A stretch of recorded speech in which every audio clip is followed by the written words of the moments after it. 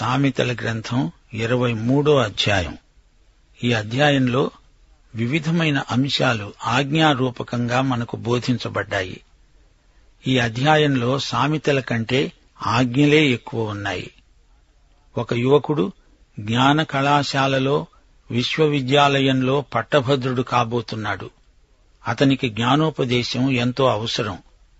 సామెతలు 23వ అధ్యాయం 1వ వచనం నుండి, యువకుడా విను, నీవు ఏలికతో భోజనం చేయడానికి కూర్చుండిన ఎడల నీవు ఎవరి సమక్షమున ఉన్నావో బాగా యోచించుకో.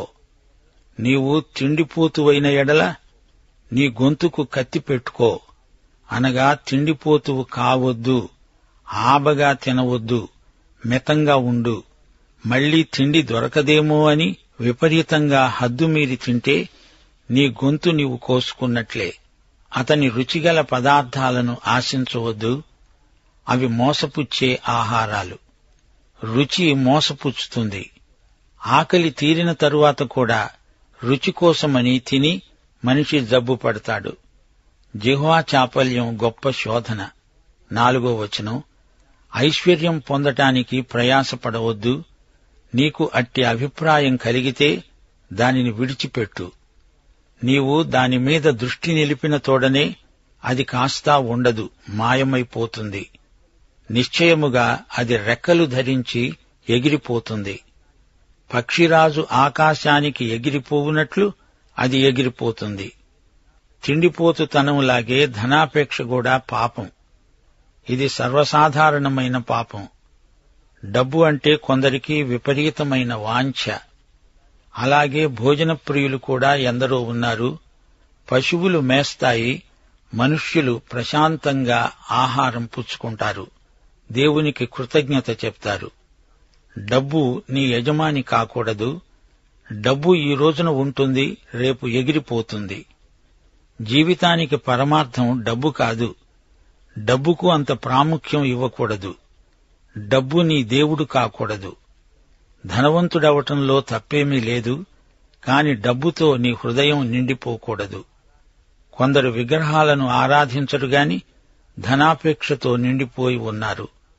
ఆరాధన సమయాన్ని కూడా ధన సంపాదనకు దుర్వినియోగం చేసేవారున్నారు.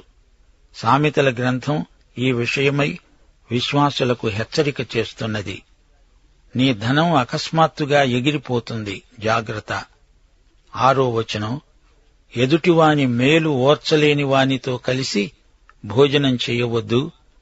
వారి రుచిగల పదార్థములను ఆశించవద్దు. అట్టివాడు తన ఆంతర్యములో లెక్కలు చూచుకుంటాడు. తిను తాగు అని అతడు నీతో చెబుతాడే గాని అది హృదయములో నుండి వచ్చే మాట కాదు. నీవు తిన్నదానిని కక్కేస్తావు. నీవు పలికే ఇంపైన మాటలు వ్యర్థమవుతాయి. బోధకులు గమనించవలసిన సత్యం, నిన్ను భోజనానికి పిలిచిన వారిని గురించి జాగ్రత్త. భోజన సమయంలో నీవు పలికే మాటలను అపార్థానికి గురిచేస్తారు. కొందరు భోజనానికి పిలుస్తారు, తిరిగి నీవు తిండిపోతువని ప్రచారం చేస్తారు కూడా. దైవ సేవకులకు ఆహార విషయంలో శోధన వారి సేవకు ఆటంకాలు కలిగించవచ్చు. ఆహారం కోసం దేవుని రాజ్య నియమాలను భంగం చేయకూడదు. 9వ వచనం, బుద్ధిహీనుడు వినగా మాటలాడవద్దు. అట్టివాడు నీ మాటలలోని జ్ఞానాన్ని తృణీకరిస్తాడు. పురాతనమైన పొలిమేర రాతిని తీసివేయవద్దు. తల్లిదండ్రులు లేని వారి పొలములోనికి నీవు చొరపడకూడదు. ప్రియ సోదరుడా, సోదరి, విశ్వాసమనే పొలిమేర రాయిని తీసివేయవద్దు. దానివల్ల నీ బిడ్డలకు ఎంతో కీడు కలుగుతుంది. విశ్వాసం పురాతనమైన పొలిమేర రాయి. నీవు దాన్ని తొలగిస్తే నీ పిల్లలు లోకంతో కలిసిపోతారు. మనము రాబోయే తరానికి విడిచిపెట్టే స్వాస్థ్యం బలమైన విశ్వాసమే. తల్లిదండ్రులు లేని వారి పొలాన్ని దురాక్రమణ చేయకూడదు. వారి విమోచకుడు బలవంతుడు. ఆయన వారి పక్షమున నీతో వ్యాజ్యమాడుతాడు. ఎవరి విమోచకుడు? మన బంధు విమోచకుడు యేసుక్రీస్తే.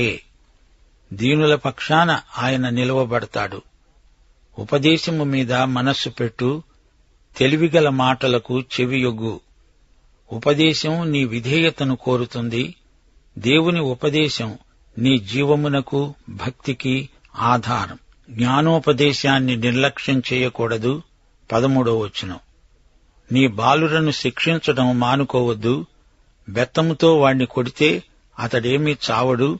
బెత్తముతో వానిని కొట్టిన ఎడల పాతాళమునకు పోకుండా వాని ఆత్మను నీవు తప్పిస్తావు. పిల్లలను క్రమశిక్షణలో పెట్టమని సామెతల గ్రంథం పదే పదే బోధిస్తుంది. ఎందుకనగా ఇది చాలా ప్రాముఖ్యమైన అంశం. పిల్లల విషయంలో అది శిక్ష కాదు, శిక్షణ. క్రమశిక్షణ బిడ్డలను సరిదిద్దుతుంది. క్రమశిక్షణ అంటే వధ కాదు. పిల్లలను కోపంతో కొట్టి చంపకూడదని ఈ వాక్యం చెబుతుంది. పిల్లవానితో నిన్ను శిక్షిస్తున్నాను అనకూడదు, నిన్ను క్రమశిక్షణలో పెడుతున్నాను అని చెప్పాలి. ఎఫెసీ పత్రిక 6వ అధ్యాయం 4వ వచనం. తండ్రులారా, మీ పిల్లలకు కోపము రేపక ప్రభువు యొక్క శిక్షణలో బోధలో వారిని పెంచండి. మళ్లీ చెబుతున్నాము, శిక్ష కాదు, శిక్షణ. ఇది ప్రభువు యొక్క బోధ. పాతాళానికి పోకుండా అంటే ఏమిటి? బైబిలులో పేర్కొనబడిన పాతాళం షయోల్ అనగా చనిపోయిన వారి ఆత్మలుండే అదృశ్యలోకం. 15వ వచనం. నా కుమారుడా, నీ హృదయమునకు జ్ఞానం లభించిన ఎడల నా హృదయము కూడా సంతోషిస్తుంది. నీ పెదవులు యథార్థమైన మాటలు పలకటం విని నా అంతరింద్రియములు ఆనందిస్తాయి. తల్లిదండ్రులను సంతోషపెట్టే కుమారుడే అసలైన కుమారుడు. తల్లిదండ్రుల అంతరింద్రియాలు ఆనందిస్తాయి. అంటే హృదయపు అట్టడుగు నుండి తమ కుమారుల సత్ప్రవర్తనను బట్టి ఆనందం పెల్లుబికి వస్తుంది. 17వ వచనం. పాపులను చూచి నీ హృదయమందు మత్సరపడవద్దు. నిత్యము యెహోవాయందు భయభక్తులు కలిగి ఉండు. పాపులు అభివృద్ధి పొందినప్పుడు అది చూచి నీవు మత్సరపడకూడదు. పాపి యొక్క అభివృద్ధి పాపము యొక్క అభివృద్ధే. అది శిక్షకు గురికాక తప్పదు. నిశ్చయముగా ముందుగతి రానే వస్తుంది. అనగా ఈ జీవితానికి అవతల మరో జీవితముంది. నీ ఆశ అనగా నిత్యత్వంలో నీవు ఉండబోయే పరలోక సంబంధమైన ఆశాభావం భంగం కానేరదు. 1 పేతురు 3వ అధ్యాయం 4వ వచనం. అక్షయాలంకారము గల అంతరంగ స్వభావము దేవుని దృష్టికి మిగుల విలువ కలది. 19 నుండి 21వ వచనం వరకు. నా కుమారుడా, నీవు విని జ్ఞానం తెచ్చుకో. నీ హృదయమును యథార్థమైన త్రోవలయందు చక్కగా నడిపించుకో. ద్రాక్షరసం తాగే వారితోనైనా మాంసము హెచ్చుగా తినే వారితోనైనా సహవాసం చేయవద్దు. తాగుబోతులు తిండిబోతులు దరిద్రులవుతారు. నిద్రమత్తు చింపిరి గుడ్డలు ధరించడానికి కారణమవుతుంది. యువకుడా, నీ సహవాసాల విషయమై జాగ్రత్తగా ఉండు. పక్షులు ఒకే రకపు రెక్కలు గలవి ఒకే చోట చేరతాయి. దుష్ట సాంగత్యము మంచి నడవడిని చెరుపుతుంది. నిన్ను కన్న నీ తండ్రి ఉపదేశమును అంగీకరించు.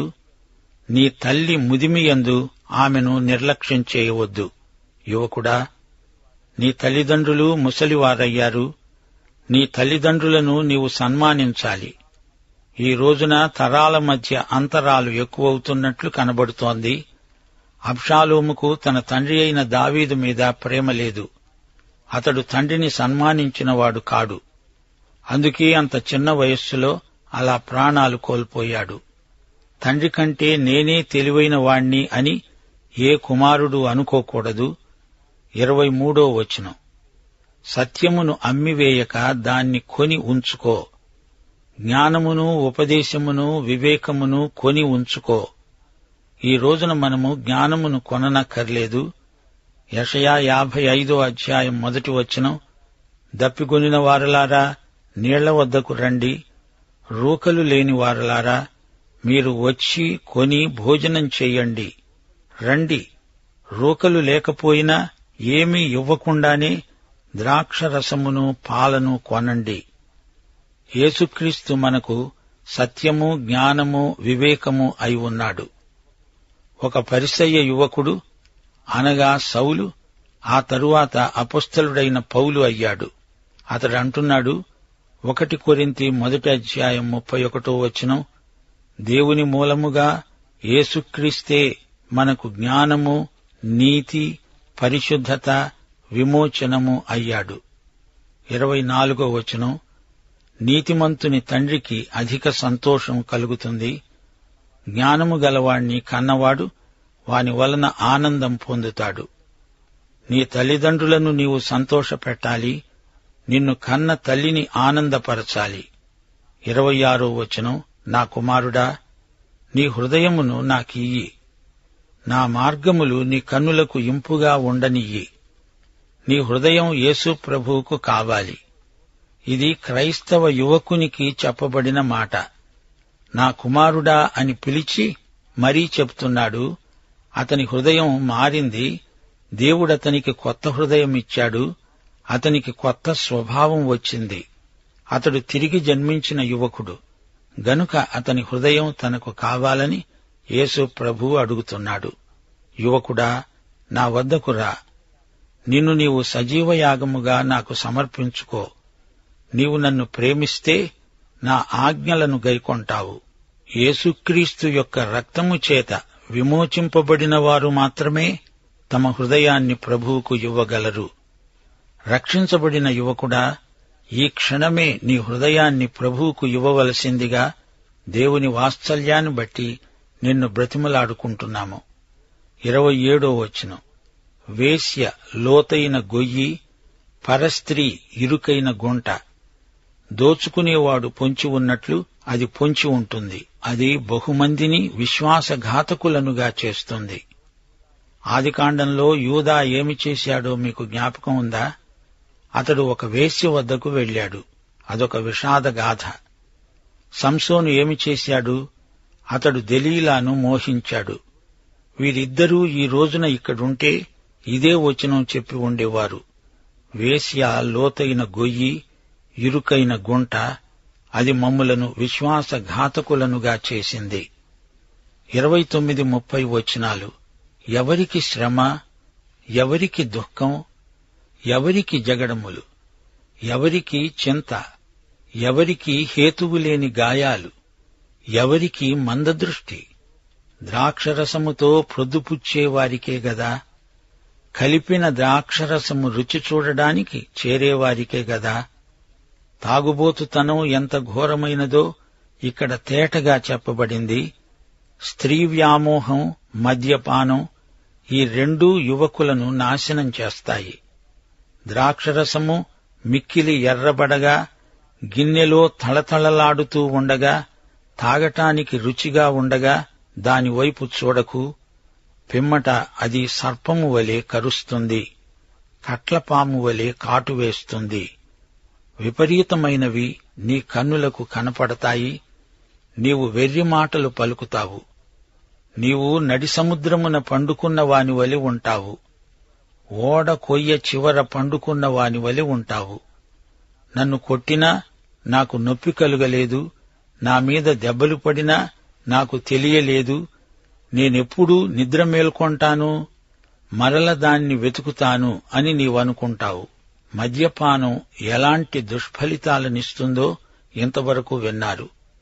ద్రాక్షరసం కలిపినప్పుడు ఎర్రగా కనపడుతుంది. ద్రాక్ష పండ్లు, మల్బరీ పండ్లు, ఈత పండ్లు పిసికి కలుపుతారు. అది బాగా పొంగి పులిసినప్పుడు అది మద్యముగా మారుతుంది. హీబ్రూ భాషలో దీన్ని యాయిన్ అంటారు. అది ఎరుపెక్కి గిన్నెలో పోసినప్పుడు తళతళలాడుతుంది. అది మత్తెక్కించే పానీయం. దాన్ని చూచి యువకులు శోధనలకు లోను కాకూడదు. ఈ అధ్యాయంలో ఏవి చేయకూడదో చెప్పబడింది. సుఖభోగాలను కోరకూడదు. ధనికులు చేసే విందులలో అతిగా పాల్గొనకూడదు. ధనం పక్షిలాగా ఎగిరిపోతుంది, కాని క్రైస్తవ సౌశీల్యం శాశ్వతంగా నిలిచి ఉంటుంది. పిసినిగొట్టు మనుష్యులతో స్నేహం చేయకూడదు. వారు నీకు ఏదో తినిపిస్తారు, అయినా అది కల్లబొల్లి ప్రేమ. నీ ముందున్న భోజనం కాదు, అది పెట్టేవాని హృదయం ఎలాంటిది అనేదే ప్రశ్న. ప్రేమ గలిగిన కూడు పట్టెడైనను చాలు అన్నారు పెద్దలు. మూర్ఖులకు విలువైన మాటలు రుచించవు, వారు నిన్ను అపార్థం చేసుకుంటారు. నీవు చెప్పిన మాటలకు చిలవలు పలవలు చేర్చి దుష్ప్రచారం చేస్తారు, నిన్ను చిక్కుల్లో పెడతారు. దేవుడు పెట్టిన సరిహద్దులను తొలగించకూడదు, అనాథల ఆస్తిని దురాక్రమణ చేయకూడదు. పిల్లలకు మంచి క్రమశిక్షణ గరపాలి. పిల్లలు క్రమశిక్షణలో ఎదిగినవారైతే వారు తల్లిదండ్రులకు సంతోషం కలిగించేవారవుతారు. పాపుల ధనధాన్యాదులను చూచి మత్సరపడవద్దు. దేవునియందు విశ్వాసముంచాలి, ఆయనకు విధేయులై బ్రతకాలి. తల్లిదండ్రులను సన్మానించాలి. ఈ విషయంలో యువకులు మాదిరిగా ఉండాలి. తాగుబోతులతో తిండిబోతులతో స్నేహం చేసి పాడైపోకూడదు.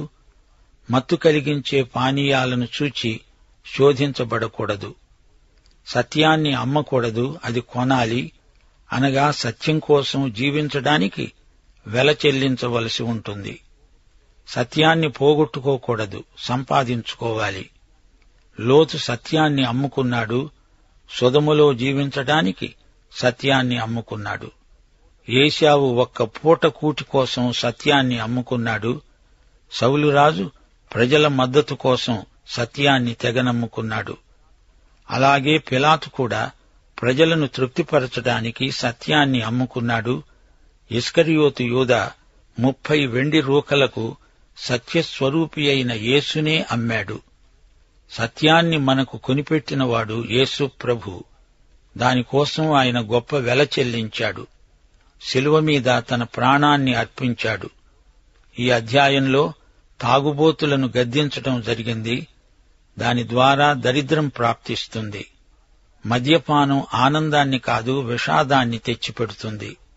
అందుకే పౌలు హెచ్చరించాడు, మద్యముతో మత్తులై ఉండకండి, అందులో దుర్వ్యాపారమున్నది, ఆత్మపూర్ణులై ఉండండి. రోమాపత్రిక 14వ అధ్యాయం 17వ వచనంతో ఈ పాఠం ముగిస్తాము.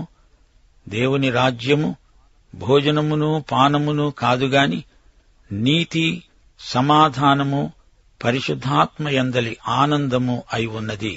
దైవాశీస్సులు. ఆమేన్.